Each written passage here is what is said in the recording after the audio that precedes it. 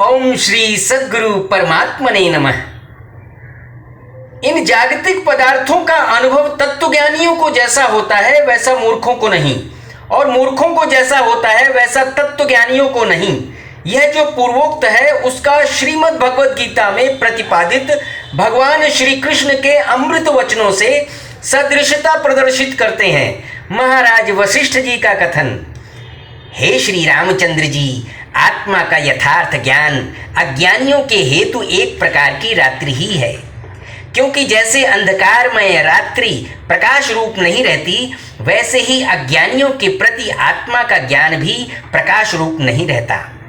इस प्रकार की जो आत्मविद्या रूपी रात्रि है, उसमें जितेंद्रिय तत्वज्ञ पुरुष जागृत रहता है, अर्थात आत्मविद्या के हेतु तत्वज्ञ पुरुष निरंतर ऐसे सावधान रहता है कि उसमें से क्षण भर के हेतु भी च्युत नहीं होता।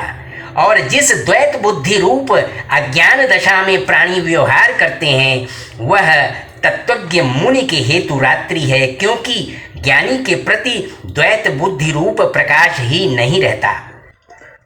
हे श्री राम जी, चूंकि अज्ञान रूप अंधकार से समस्त प्राणी आवृत्त हैं, अतः सुषुप्त के सदृश स्थित आत्म तत्व ही इस तत्वज्ञानी पुरुष के हेतु अविरत जागरण रूप है। इसी दृष्टि से या निशा सर्वभूतानां तस्याम जागृति संयमी, यह कथित है।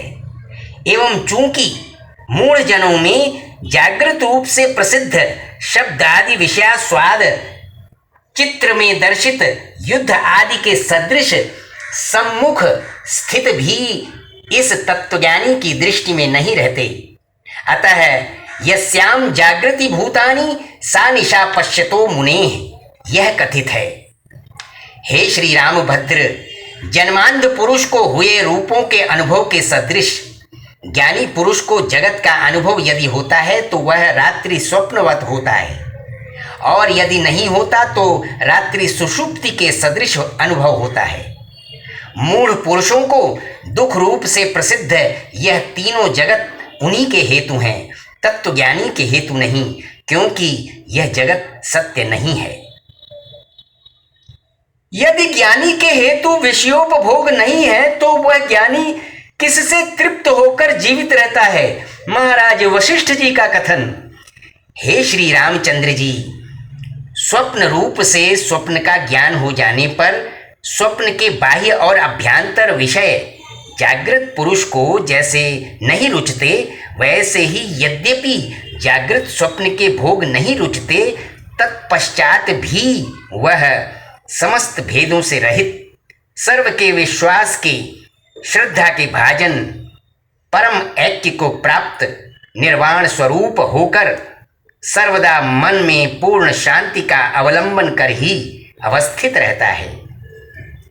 भोगों की वासनाओं द्वारा चित्त का बाह्य आकर्षण न होने के कारण ज्ञानी की स्थिति ध्यान के चित्त निरोध के हेतु किए जाने वाले प्रयत्न के न होने पर भी निर्वाण सदृश ही स्थित रहती है।